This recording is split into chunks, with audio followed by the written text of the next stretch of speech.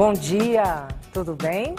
Eu sou Fernanda, sou professora de História e vou dar aula para você aqui da primeira série do ensino médio da Rede Estadual de Goiás.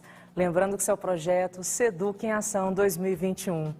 Na aula de hoje, nós vamos trabalhar sobre a maravilhosa Roma Antiga. Vamos lá? Para começar, nós vamos analisar aqui no monitor as habilidades que nos são propostas pela nossa matriz curricular. Inicialmente, nós vamos identificar registros e práticas de grupos sociais no tempo e no espaço. Assim como a gente fez com a Grécia, lembra disso? Fundamental para nós pensar essas civilizações como pilares da nossa civilização, das civilizações ocidentais. Quando falamos de França, Estados Unidos, entre outras civilizações do próprio continente europeu. Somos idênticos? Não. Temos a nossa própria formação cultural e defendemos tanto isso quando abordamos aspectos tão íntimos, por exemplo, da própria cultura brasileira, não é mesmo? Entretanto, é fundamental pensar o quanto essa habilidade nos leva a exercitar o conhecimento dos pilares que nos formaram, sobretudo nessa herança da ocidentalidade. Uma outra habilidade que é colocada para nós vamos relacionar cidadania e democracia na organização das sociedades. Dois conceitos intrínsecos à Grécia Antiga e agora também à Roma Antiga. Trabalhamos com eles o tempo todo, quando tratamos aí das nossas situações, nosso cotidiano, Constituição, imprensa, CPI, enfim, são idênticos? Não. Eles têm também as suas particularidades, os seus contextos históricos muito específicos. Entretanto, é daqui também que nascem esses pilares para a nossa construção de cidadania e democracia. De igual modo, vamos comparar pontos de vista expressos em diferentes fontes sobre determinado aspecto da cultura. Vão ter novas sugestões de filmes, inclusive, para que a gente faça isso bem. Vamos também identificar manifestações ou representações da diversidade do patrimônio cultural e artístico em diferentes sociedades. Para isso, a gente já vai começar mostrando para você um maravilhoso legado da Roma Antiga para nós.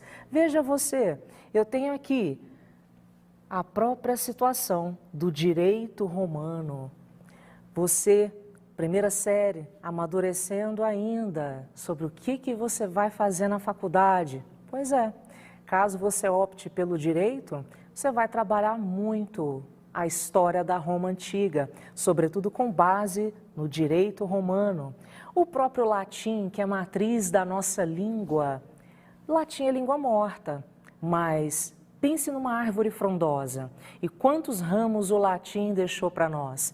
Português, espanhol, francês, o romeno, o italiano.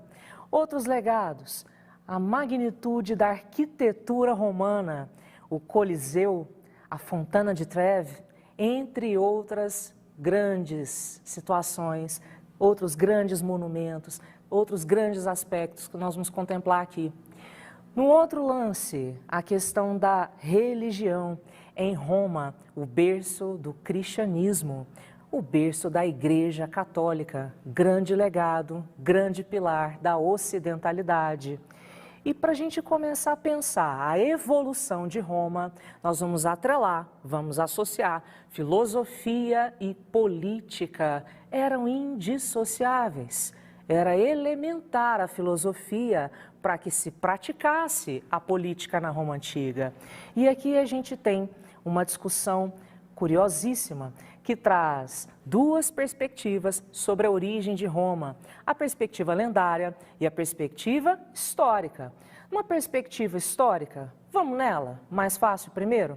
Observe o mapa. É o mapa da Península Itálica, banhado pelo Mar Mediterrâneo, sobretudo ali, o Mar Adriático. E nós vamos perceber, a cada cor daquela que aparece no mapa, civilizações que vão se juntar, que vão se unir em tempos remotos, antes de Cristo, para se fortalecerem, fundando Roma. Civilizações como sabinos, latinos e entre outros povos, para se proteger dos povos etruscos. Faz sentido, né? Tranquilo para a gente deglutir essa ideia.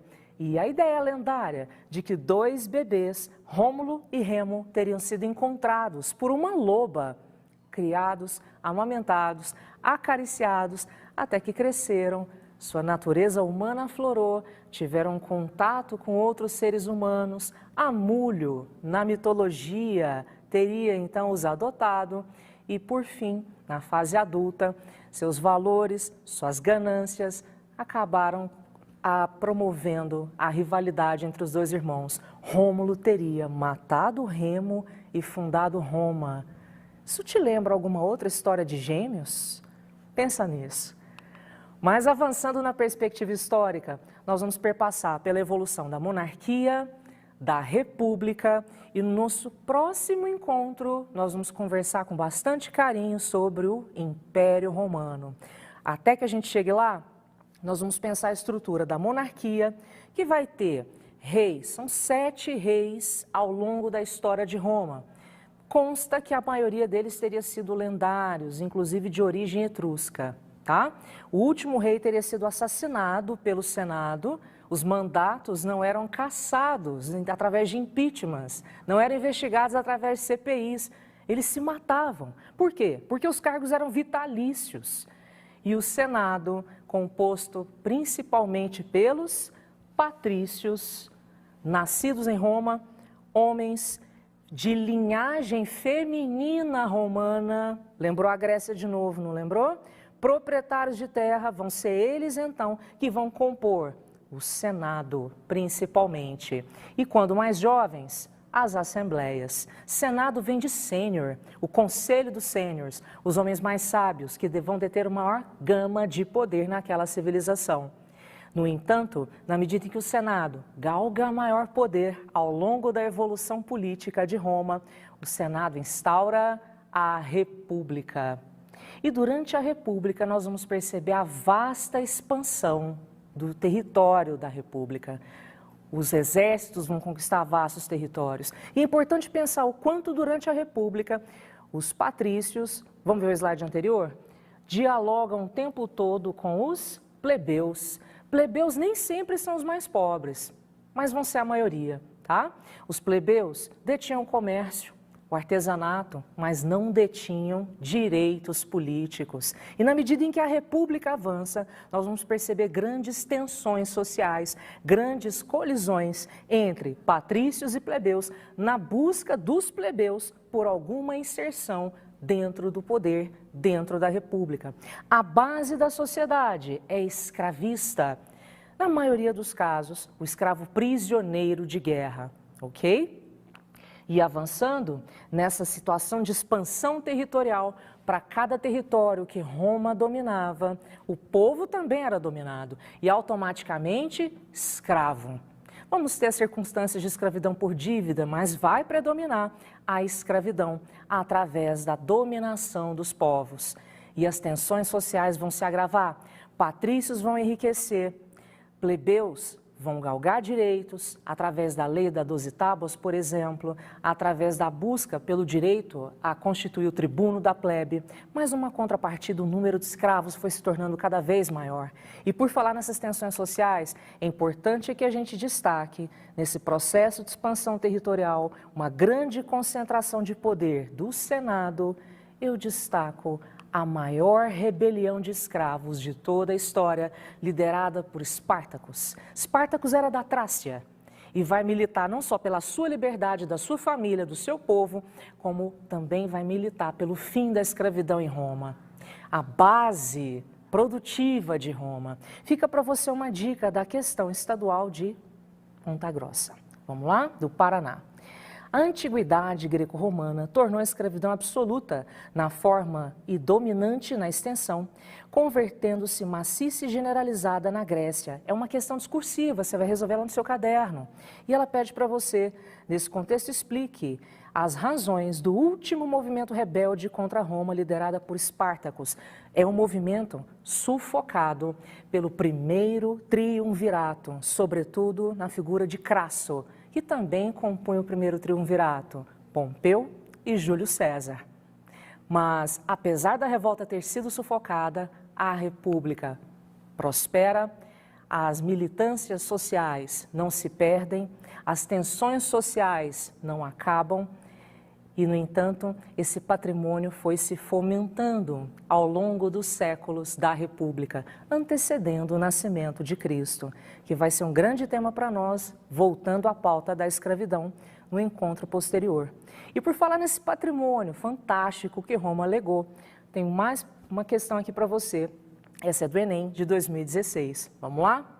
No aniversário do primeiro decênio da Marcha sobre Roma, em outubro de 1932, Benito Mussolini irá inaugurar sua Via dell'Impero, a nova via sacra do fascismo, ornada com estátuas de César, Augusto, Trajano, já eram imperadores. Servirá ao culto do antigo e à glória do Império Romano e de espaço comemorativo do ufanismo italiano, o ressurgimento, o nacionalismo, o patriotismo, pautado na história.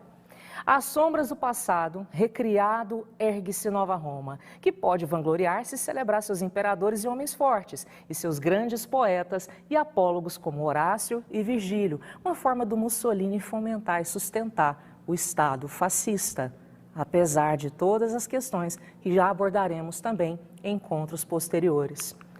A retomada da Antiguidade Clássica, na perspectiva do patrimônio cultural, foi realizada com qual objetivo? Olha a letra B. Utilizar os vestígios restaurados para justificar o regime político, que cabe muitas críticas, sobretudo do ponto de vista humanitário. Não é mesmo, primeira série? Em breve a gente retoma esse tema, tá? Assim que a gente voltar a se ver, vamos pensar o maravilhoso, o Império Romano. Muito obrigada, galera. Grande abraço. Estudem. Tchau, tchau.